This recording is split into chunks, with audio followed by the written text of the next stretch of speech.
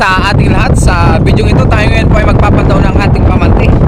At sa punto pong ito ay minute muna natin yung ating audio dahil nga po sobrang lakas po ng hangin para hindi rin po masakit sa tenga pagka pinapakinggan po natin. Muli samahan niyo po ako ngayon sa ating fishing adventure. Magpandaw po tayo ng ating inilatag na pamante or lambat. Bali itong lambat pala natin ay iniwan po natin dito ng alas 6 po ng umaga. Tapos pina-high tide natin. Ngayon po ay alas 3 na po ng hapon, binalikan ulit natin para pandawin. So tignan natin kung may nahuli po na isda. At sa mga bago pa lang po dito sa ating channel, ito nga palang ginagawa natin na fishing adventure ay ginagawa natin itong libangan tuwing day off po natin sa trabaho. At ito na nga po ay inumpisa na nating pandawin yung ating lambat. I hope na meron tayong mahuli para meron na naman po tayong pang ulam-ulam. At sa mga bago pala sa ating channel, ako nga pala si Ren. Isa po akong OFW dito sa bansang Taiwan. 11 years na po tayo dito. At ito pong ating ginagawang fishing adventure ay inumpisahan natin way back 2020. So 5 taon na rin po tayo palang nag-fishing, nagka-catch and cook. Kaya maraming salamat po sa lahat po ng sumusuporta sa atin. Sa mga hindi bumibitiw, nandyan pa rin for the past 5 years. Maraming salamat po sa inyong lahat, sa mga silent viewers natin, sa mga palagi nagko-comment, nagla-like, nag-share ng ating vlog. At ngayon po ay matatapos na naman ang taon. At ito na po yung ating huling fishing adventure ngayong 2025. Dahil bukas po ay bagong taon na po. Kaya happy New Year po sa ating lahat. Mag-iingat po tayong lahat kung saan man tayong narong bansa or lugar. At dyan po sa atin sa Pilipinas, enjoy po natin yung New Year. God bless po sa ating lahat. At ito nga, kasalukuyan pa rin tayo nagpapandaw ng ating pamante. Sa punto pong ito ay wala pa rin tayong nahuhuli. Talagang sa spot po na ito ay tiyagaan lang. Kahit na matumal, try and try pa rin tayo, huwag tayong susuko. Dito po sa Taiwan, limitado rin po yung ating ginagawang fishing adventure. Yung ginagawa natin pong content. Gaya po nito, ginagawa natin ay pamante. Dito lang po tayo sa gilid-gilid ng dagat naglalatag. Hindi po tayo pwedeng lumaot or pumagit na sa dagat dahil wala rin po tayong bangka at saka bawal po sa aming mga OFW. Kaya hanggang gilid-gilid lang po kami ng dagat nangingisda or mapailog man. Doon lang din po kami nakakapagdala, nakakapaglambat. Kaya sobrang biyaya po sa amin na pwede pong mangisda dito sa bansang Taiwan. Pwede tayong manghuli-huli ng ating pangulam, tapos nakakagawa pa po tayo ng ating pang-content, nalilibang na tayo. Kumbaga all-in-one na po yung ating ginagawang fishing adventure, yung ating ginagawang catch and cook. At ito nga po, habang tayo'y nagpapaundaw ng ating lambat, meron po akong naramdaman na huli. At ito nga po yung ating unang huli ngayong araw po na ito. Oh, ito pala! Uy! Meron dito! Ito! Si Prim. Uy, ba to? Patayin na. Ayan oh. Grabe siya, laki oh. Lumusod yung kanyang pinakaulo. Hindi na to makakawala. Ang ano na linusutan niya oh. Oh. Patay na yung si Prim. Nasakal. Oh, buhay pa. Nahinga-hinga pa eh. Oh, buhay pa ito. Baka makatakas pa.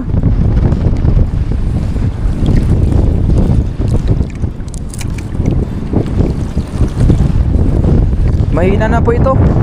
Lagyan natin sa ating lagayan. Laki. Dala-dala pa din natin yung ating tripod. Para hindi mawala. Baka may tangayin ng tubig. Ang laking sea bream. Jackpot. One down. Sinasabi lang natin kanina na wala pa tayo nahuli dito na marami, pero biniyayaan tayo ng malaki. Kasi ito po ay pang malakihan. Lapad nung ating nahuli.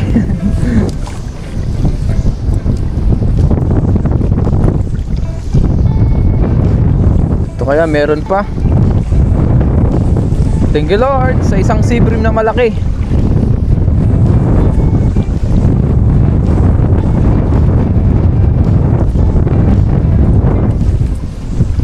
Pero kaya dito wala na. Wala na dito. Wala na po. Uy, nakisa lang tayo ng malaki ah. At tapos na po nating pandawin yung isang lambat. Ngayon po ay papunta naman tayo doon sa pangalawang lambat para pandawin. So ngayon guys, hindi muna tayo gagamit ng tripod dahil sobrang lakas po ng hangin. Matutumba lang po itong ating tripod. So ilagay na lang muna natin dyan. Ano yun? Ang laki. Hala. Yun ang laki oh. Oh, may mga huli tayo dito. Ayun oh. Anak. Ito pa may alimango. Ito ang gusto ko makita. Ano to? Ayun oh. Ang laki. Unahin natin yung mga nandito sa dulo.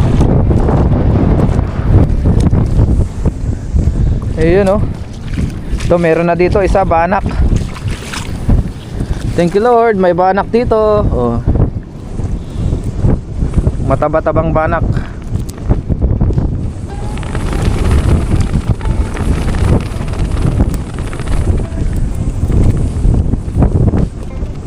Ayun oh.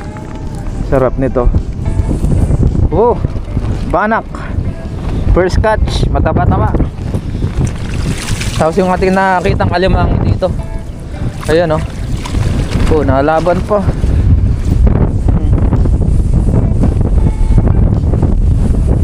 Saan ka pumasok? Ah, nandito sa loob. Ayun oh. Pinagnangataan niya yung lambat natin eh. Kahit isang sipit lang tanggalin natin. Good size na alimango. Ayan. Nakakadalawa na tayo. Dito puro basura, tanggalin po natin yan mamaya. So tanggalin ko lang muna yung mga huli bago natin yan linisan. Doon, laki oh. Sira ang lambat natin dito.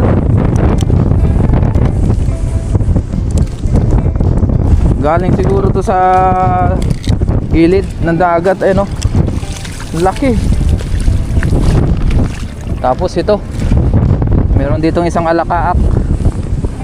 Alakaak.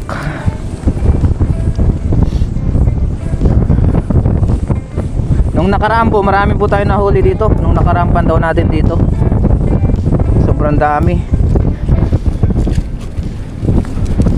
Ngayon, biyaya, meron naman pong nahuli pa rin. Ayan, nakatatlo na po tayo. Oh. Tatlo na. Dito kayo, meron pa. Daming sabit.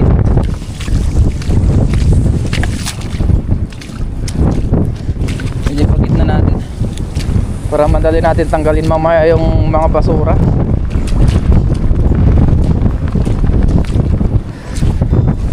Wala na dito.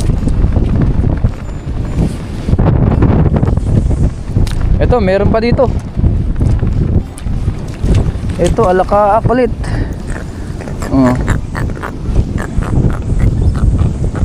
Alakaak.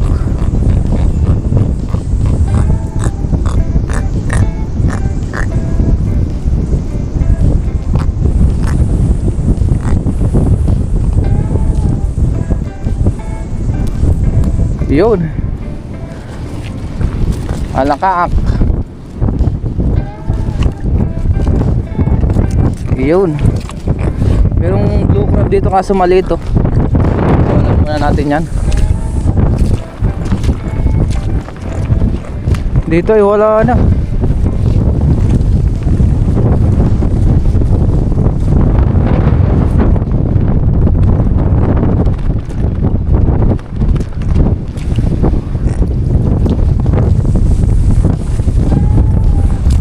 Wala na po. Yan, so ayusin lang natin yung lambat. Bali, ang nahuli po natin ay ito po, tsaka yung sea bream natin na isang malaki. Ayan. Yung ating nahuli ngayon. Tsaka isang sea bream na malaki. Nandun po yung malaki natin sea bream. Yun yung ating sea bream na isa. Laki oh. Oh. Grabe lapat nito. Jackpot tayo kahit na kukunti yung nahuli natin, pero dito tayo bumawi, sobrang laki. Oh, ang lapad. Isa't kalahati, pero ang lapad niya oh. Thank you Lord. Gawa lang po tayong thumbnail, tapos ayusin ko lang po yung ating lambat. Ito po yung ating nahuli ngayon.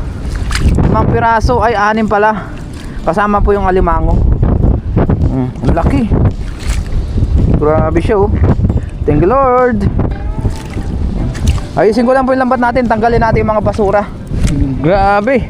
Habang nag-aayos tayo ng lambat guys, nagtatanggal, may alimango tayo nakita dito. Laki oh.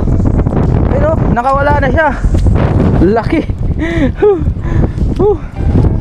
Thank you Lord. Meron pang alimango. Lagay ko lang to sa ating lagayan. Oh, jackpot. Let's go, uwi na po tayo. Thank you Lord sa mabiyayang araw.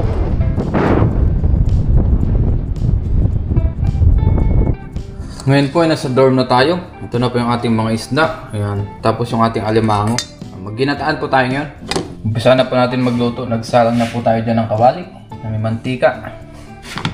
Lagay na po natin yung ating bawang sibuyas tsaka luya. Tapos sili. Siling po lang.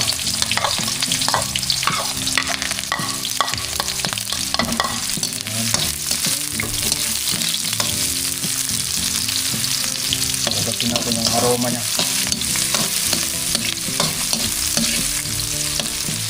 Lagyan na po natin yung ating mga alimango.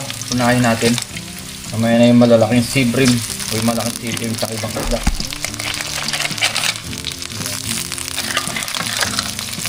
Saka natin mga seafood.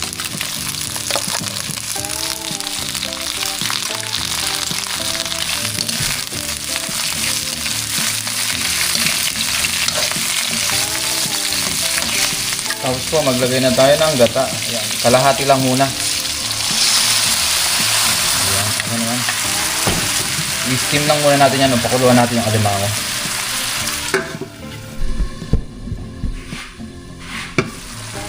Yung kuluan na po. Ilagay na natin yung ating siling verde. Lagay na po natin yung ating malaking sea bream. Laki. Laki po nitong sea bream na ito. Nahuli natin. Tapos yung banak.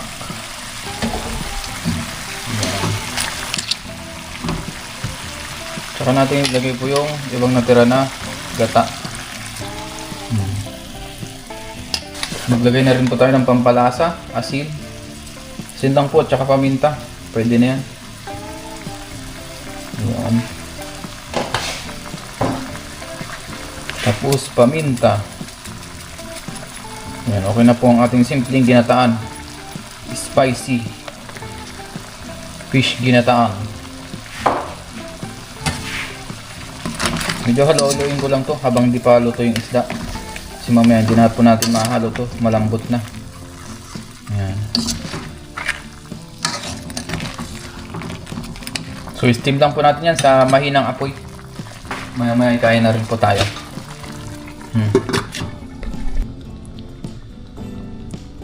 Luto na po ang ating ginataang isda at alimango. Kain na rin po tayo. At bago tayo mag-umpisa kumain, mag-pray muna tayo. Lord, maraming salamat po Panginoon sa pagkain na sa aking harapan. Basta-basan niyo po naway magbigay sa aking physical na pangatawan ng kalakasan. Ganun po sa aming mga viewers, sa aming pamilya. Ingatan niyo rin po sila sa araw-araw. In Jesus' name, Amen. Kain po tayo. Malapit na po ang bagong taon.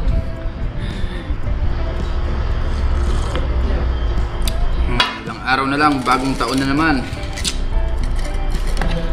Happy New Year po sa ating lahat. Advance. Sarap ng ating ulam ngayon, ginataan. Wow. Kain po tayo. Wow, the best.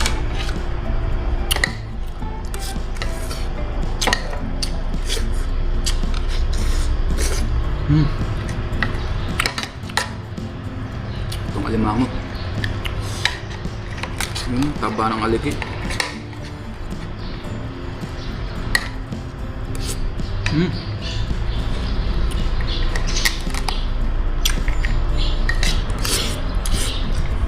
Grabe, sobrang sarap ng alimango kaso merap din masobrahan pagka naparami tayo. Kaya ito lang muna. Itong kanyang pinaka-aligi ng ating dinalihin. Hinati lang natin isa kasi hindi natin kayang ubusin.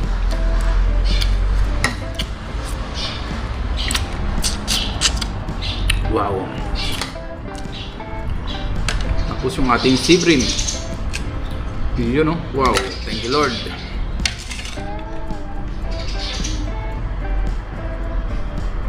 Lagyan natin sa kanin.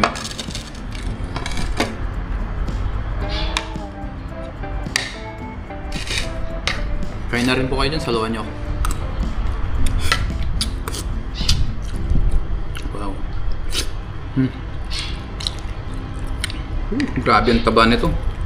Biyaya po natin itong isa na malaki.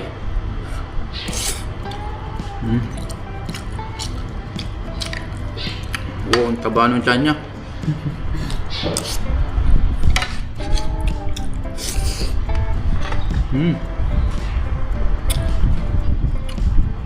The best.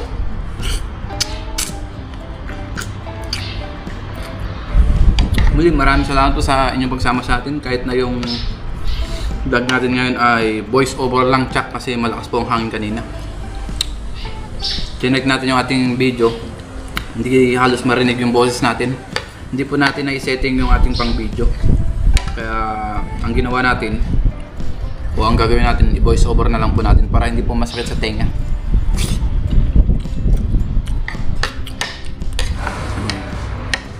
Ito na po yung ating huling fishing adventure sa taong ito. Sa taong 2025, last fishing adventure. Maraming salamat po sa inyong walang sawang suporta nitong 2025.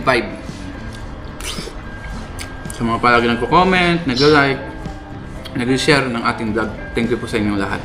Sa mga sumuporta, sa mga silent viewers po natin, thank you po sa inyong lahat. Tatapos na naman po ang bagong taon. Tatapos na naman po ang 2025. Naman tayo na. Nakaling pang ilaw.